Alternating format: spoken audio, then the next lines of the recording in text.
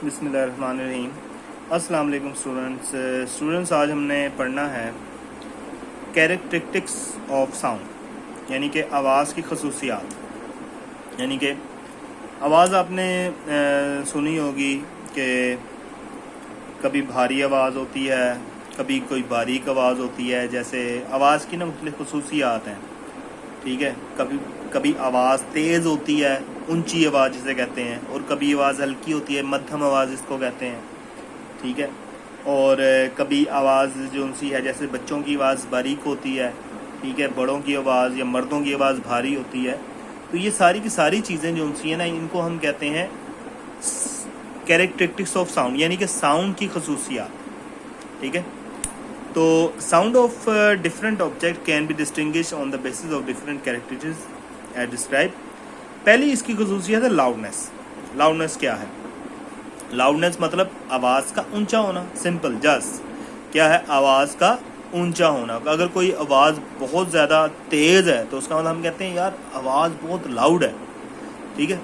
तो loudness is the characteristic of sound by which a loud and फेंट sound can be distinguished.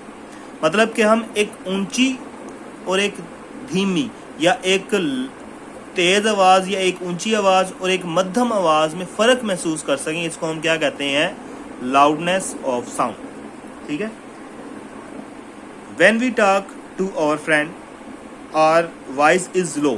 मेरे पास एक शख्स खड़ा होगा और मैं वहाँ पे या उससे बात करूँगा अपने दोस्त से, मेरे पास ही खड़ा हुआ है, ठीक है, तो मेरी आवाज़ निस्बतन धीमी होगी, आहिस्ता बोलूँगा मैं, ठीक है। But when we address the public gathering our voice is loud, और जब मैं मिसाल के तौर पे एक स्टेज पे खड़ा हो के जब मैं बोलूँगा, ठीक है, या किसी लोगों को काफ़ी ज़्यादा मजमा है और उन मजमे को ख़िताब करके मैं एक आवाज़ में बोलूँगा, तो मुझे ऊंची आवाज़ जो उनसी है उन लोगों तक अपनी आवाज़ पहुँचाने के लिए मुझे अपनी आवाज़ को लाउड करना पड़ेगा, ऊंचा करना पड़ेगा, ज़ोर से बोलना पड़ेगा, ठीक है।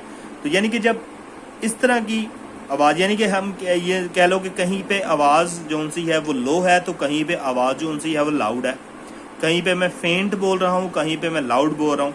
तो loudness of sound depends upon, यानी कि यही जो उनसी है लाउडनेस है किसी भी जब आवाज़ की वो खसूसियत जिससे हम एक लाउड और एक मध्यम, एक लाउड और फेंट वॉइस में डिस्टिंग्विश फ़र्क महसूस कर सकें, उसको हम कहते हैं लाउडनेस, ठीक है। When we talk to loudness of a sound depends upon a number of factors. Some of them are discussed below.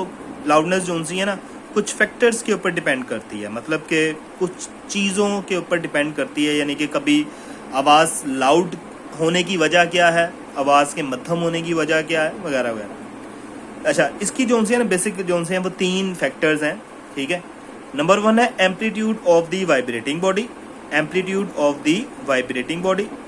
Number जो 2 है यानी B, area of the vibrating body, ठीक है। और नंबर सी है distance from the vibrating body. यानी कि आवाज़ के लाउड होने का जो इन्हिसार है, लाउड या मध्यम होने का जो इन्हिसार है, वो इन 3 चीज़ों पे डिपेंड करता है। अब एम्पलीट्यूड क्या है? एम्पलीट्यूड की एग्जांपल मैं देता हूँ आपको कि जैसे एक ट्यूनिंग फोर्क की हमने मिसाल ली थी।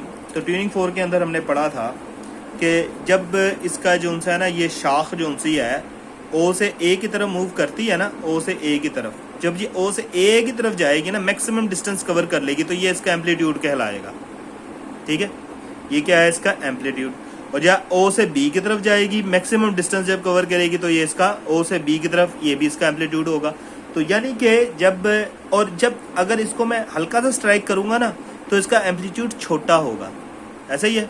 और जब मैं इसको ज़ोर से स्ट्राइक करूंगा तो ये तेज़ी के ज़्यादा ज़ोर से मूव करेगा और इसका एम्पलीट्यूड बढ़ जाएगा, मतलब ओ से ए से भी ज़्यादा की तरफ चले जाएगा अगर मैं इसको स्ट्राइक ज़ोर से करूंगा तो, किसी भी रबड़ पैड के साथ। इसी तरीके से हम इसकी मिसाल लेते हैं, एक सिंपल से एम्पलीट्यूड की मिसाल लेते हैं कि एक ड्रम की।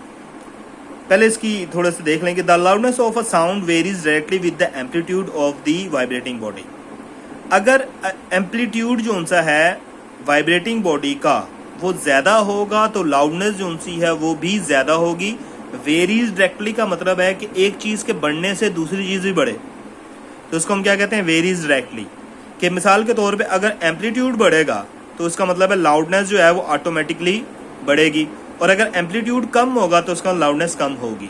ठीक है, इसकी एक एग्जांपल मैं आपको देता हूँ, जिसमें जो है ना हम पढ़ेंगे एक ड्रम की एग्जांपल। ठीक है, या एक जैसे वो एक गिटार के या सितार जो सा होता है उसके जो जब हम उसके जो वायर्स होते हैं, वो जो वायर होते हैं गिटार के अलावा उसके अंदर जो वायर लगे होते हैं, उसको जब हम हल्का सा प्लग करते हैं, मतलब कि उसको हिलाते हैं, ठीक है, तो अगर हम हल्के से टच करते हैं तो आवाज़ में मध्यम आती है, और जब ज़ोर से टच करते हैं, ठीक है, तो आवाज़ जो उनसे ज़्यादा आती है। और इसकी एक और सिंपल सी एग्जांपल मैं आपको देता हूँ कि एक ड्रम की, जैसे कि आपके पास एक ड्रम है, ठीक है, ये जो उनसे है ना एक आपके पास ढोल है, और ये जो उनसे है ना ये इसका पर्दा है। ठीक है, ये एक ड्रम है। ठीक है, अब जब मैं एक मैं लकड़ी लेता हूँ, एक लकड़ी, और इस लकड़ी को जब मैं ज़ोर से इसके ऊपर मारूंगा ना, ठीक है, तो इसका ये पर्दा जो उनसा है ये अंदर की तरफ मूव करेगा, अंदर की तरफ जाएगा। मतलब कि इनिशियली इसकी पोजीशन ओ थी, ठीक है, ओ से ये ए पर आ गया, जब ये ए पर आएगा तो ए से वापस फिर इधर भी आएगा, यानी कि ये इस तरीके से मूव करेगा, यानी कि ओ से ए बी की तरफ मूव करना शुरू कर देगा। ठीक है, जब इसको ज़ोर से स्ट्राइक करेंगे तो इसका एम्पलीट्यूड क्या है, ज़्यादा है।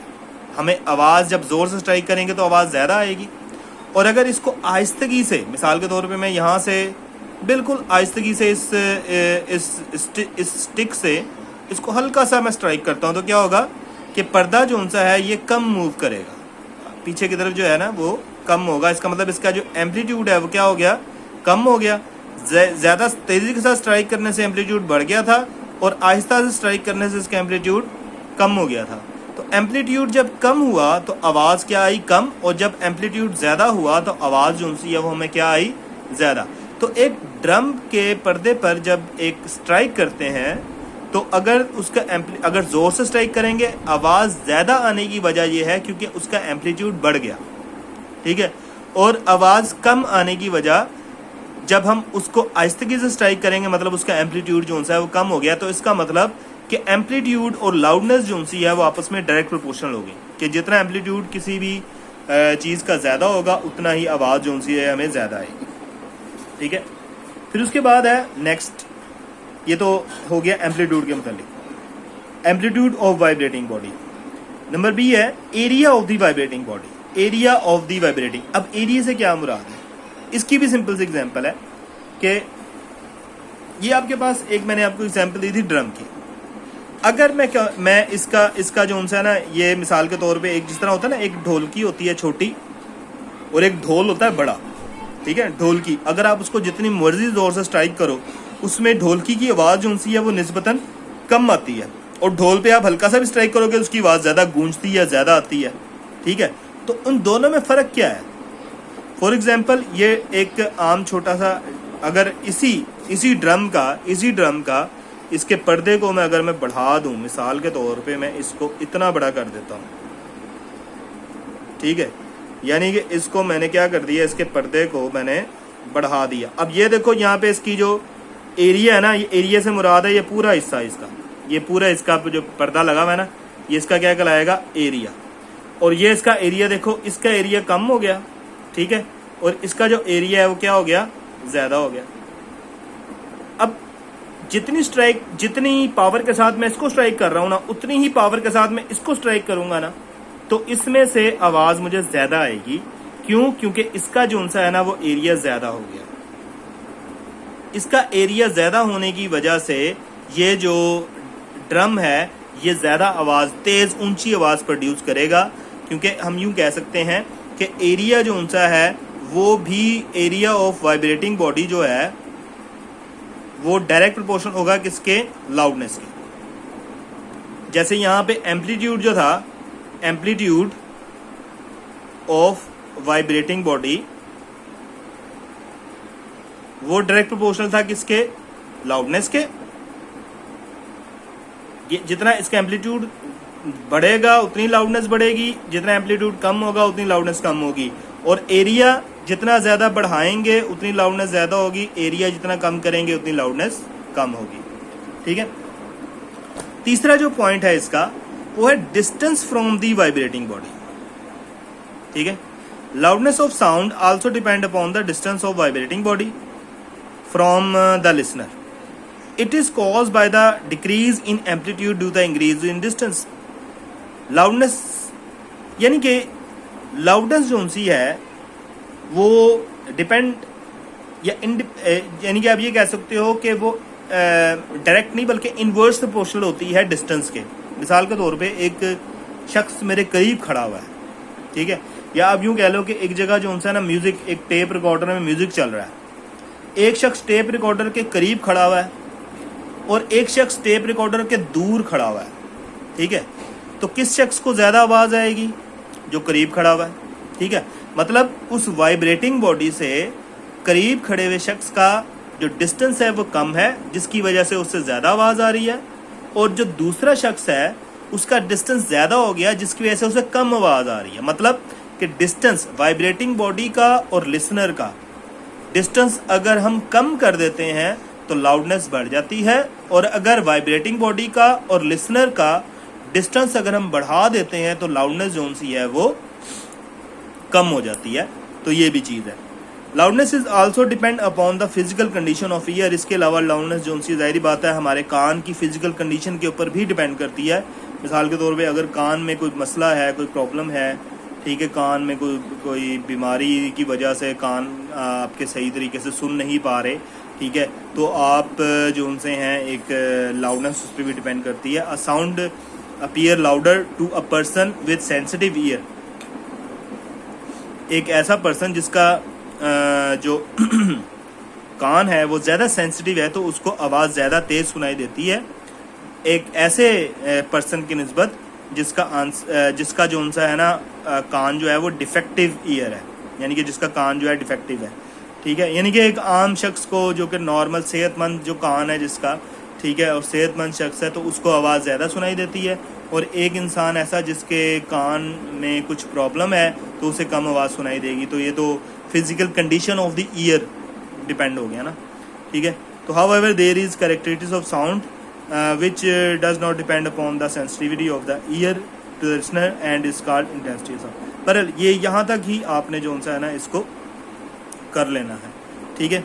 ये 3 आर्टिकल आपने इसके साथ, यानी कि आपको मैंने एक ही पढ़ाया क्योंकि ये थोड़ा सा लेंथी हो गया। तो लाउडनेस, ठीक है, लाउडनेस क्या होती है, ठीक है, और लाउडनेस किन चीज़ों में डिपेंड करती है? 3 चीज़ों में डिपेंड करती है, amplitude of vibrating body, area of vibrating body और डिस्टेंस ऑफ वाइब्रेटिंग बॉडी, और चौथी चीज़ आप यूँ कहते हो कि physical condition of the year. ठीक है। ये सारी चीज़ें हमने पढ़ ली हैं, तो इसको जो है ना आपने अच्छे तरीके से पढ़ना है और समझना है। ठीक है। और अगर कोई प्रॉब्लम हो तो आप क्वेश्चन से पूछ सकते हो। ठीक है जी। ओके फिर अल्लाह हाफ़िज़।